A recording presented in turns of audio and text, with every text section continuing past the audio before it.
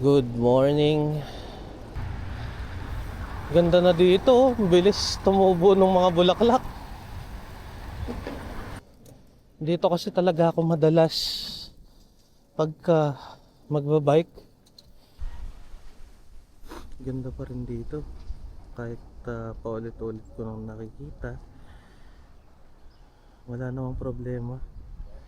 Basta ganyan kaganda kahit pa paano may nakikita. Ayun, sa mga hindi taga dito, pag pumunta kayo ng Alsif, bawal talaga magbike dito.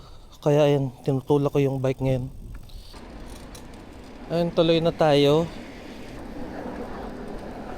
Medyo tirik na nga pala yung araw. Kahit nakakapagod magbike, ang saya.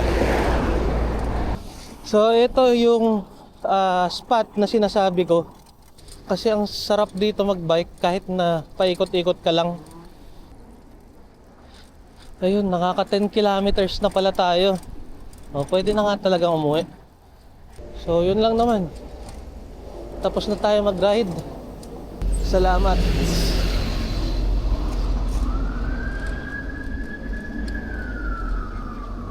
Peace.